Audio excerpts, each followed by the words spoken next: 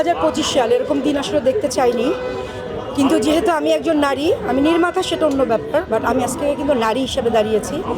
কখনো ভাবিনি এরকম করে দাঁড়াবো, কিন্তু যে অবস্থা সেখানে মনে হচ্ছে যে আমি যখন বাসায় ফিরি তখন আমার পরিবার নিরাপদ থাকে না, ওরা চিন্তা করে। আর এখন ভয় লাগে যে আমার মেয়ে কি ঠিকমতো ফিরছে কিনা।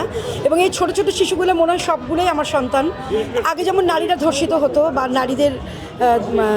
নারীরা অত্যাচারিত হতো বা নির্যাতিত হতো, এখন কয়েক বছর ধরে দেখা যাচ্ছে যে শিশুরা ধর্ষিত হচ্ছে এবং সেই ধর্ষণটা এখন আরও বেড়ে গেছে। এবং বাসাতেও কিন্তু নিরাপদ না, কেউই বাসাতেও নিরাপদ না।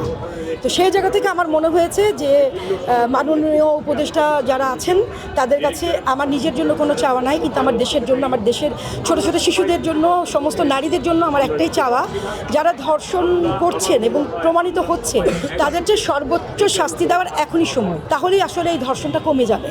আমার এই ছোট বুদ্ধিতে আমার কাছে মনে হয়েছে যে এটাই আসলে হওয়া উচিত।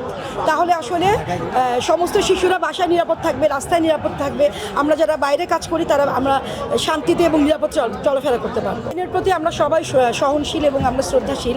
সেই জায়গাতে তারা অবশ্যই ভালো বুঝেন, কিন্তু ওই তো একটাই কথা আসলে, যারা ধর্ষণ করবে তাদের কুইকলি সর্বোচ্চ শাস্তি, সেটা মৃত্যুদণ্ড। যাবজ্জীবন কারাদণ্ড আসলে সম্ভব না, হতে হবে সর্বোচ্চ শাস্তি, যেটাকে আমরা মৃত্যুদণ্ড বলি। এবং যারা মাননীয় উপদেষ্টার জায়গায় আছেন এবং যারা আমাদের এখন দেশে আছেন, দেশের যারা প্রধান, তারা যদি এটা দ্রুত পদক্ষেপ নেয় তাহলে আমার মনে হচ্ছে, আমাদের সবার মনে হচ্ছে এই ধর্ষণটা কমে যাবে এবং যারা ধর্ষণ করতে আরও আগ্রহী হয় তারাও ভয় পাবে যে না, এটার তো সর্বোচ্চ শাস্তি হচ্ছে মৃত্যুদণ্ড, সো আমাদের এখান থেকে কুইক করা উচিত।